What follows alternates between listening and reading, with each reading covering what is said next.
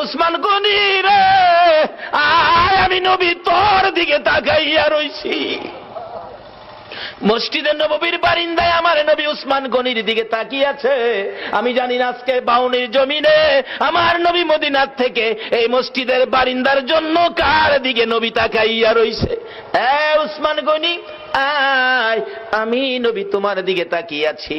নবীজির সামনে দাঁড়াইলে উসমান গনি ডাকতেছে, ইয়া রাসূলুল্লাহ, বলুন কিসের বিনিময় আপনার চোখের পানিগুলো মুছতে পারি?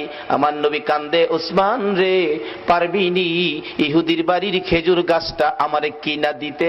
আমি নবীর চোখের পানি বন্ধ হয়ে যাবে। যায়া দেখ আমার আব্দুল্লাহ আনসারীর 2টা বাচ্চারে কি কষ্ট দিয়ে রাখছে। 7 দিন চুলায় আগুন নাই রে, এই খেজুর গাছের খেজুর টুকাইয়া বলে খাইছিল। গাছটার মালিক ইহুদি, 2টা বাচ্চারে গাছের সাথে বাইধা রাখছে। একটা দৌড় মারছে উসমান গনি রাদিয়াল্লাহু তাআলা। কারা গো এই মসজিদের পক্ষে আছো? এটাই হবে আমার আল্লাহর পক্ষ, এটাই হবে আমার নবীর পক্ষ। যারা মসজিদের পক্ষ থাকবে আমার নবী তাদের পক্ষে থাকবে, যারা মসজিদের বারিন্দার পক্ষে গো আমার নবী তাদেরকে না লইয়া ফুলসিরাতের ফুল নবী পার হবে না। উসমান গনি ডাকি, ইয়া রাসূলুল্লাহ, কথা দিলাম খেজুর গাছ না নিয়ে আমি আসবো না। ডাকতেছে, ইহুদি বাড়িতে আছো? জি।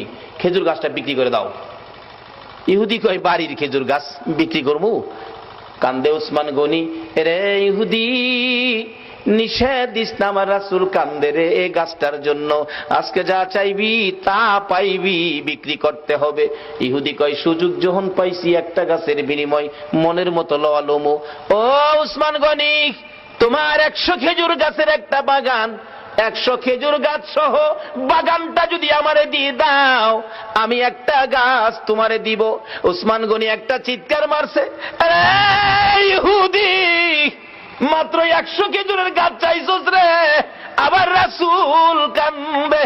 রাসূল খুশি করার জন্য আজকে যদি আমি উসমান গনির সকল সম্পত্তি চাইতি, একটা গাছের বিনিময় আমি উসমান গনির সব